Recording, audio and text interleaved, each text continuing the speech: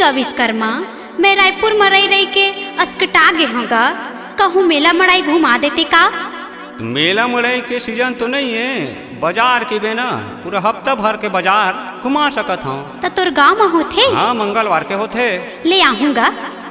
आज बेगोरी कहा था तोला ओ, ओ, ओ, ओ, ओ,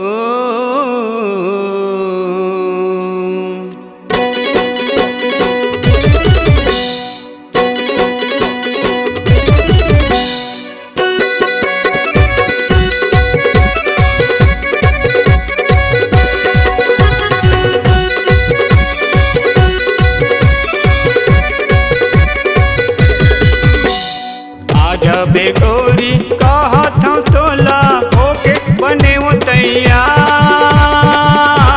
कहते हैं आ जाबे वो ठेंगा भाट के बाजार।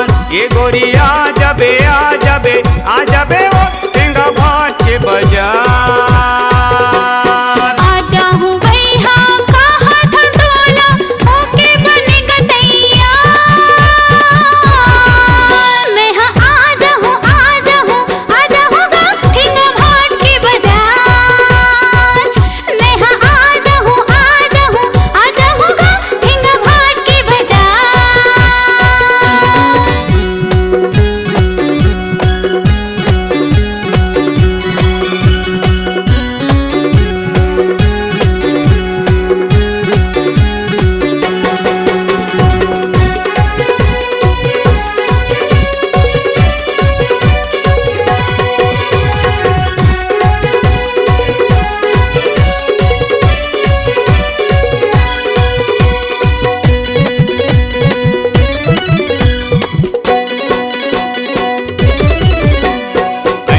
के ले नवागढ़ के रानी, शनिचर के वो छिरा बाजार।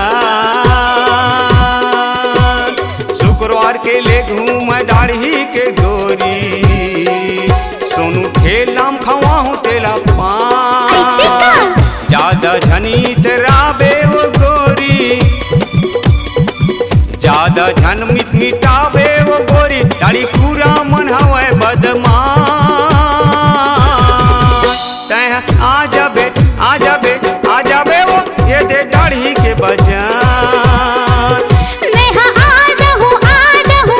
जाऊँगा ठेंगा भाट के बाजार।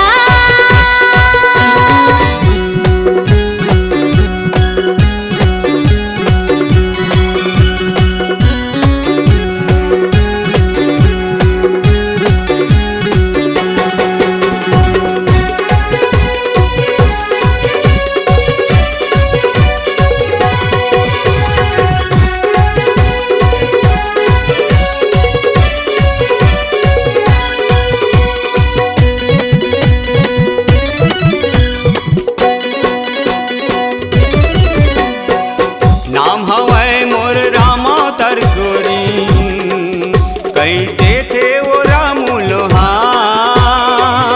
सही कथा कखरो कहीं बोथला थे तरानी, कर देथा मैं हाँ वो खरथा।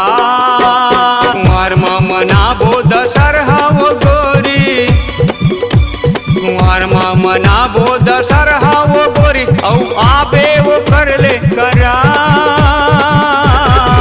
ये तय आ जाबे वो ठेंगा भाट के बाजार। ए गोरी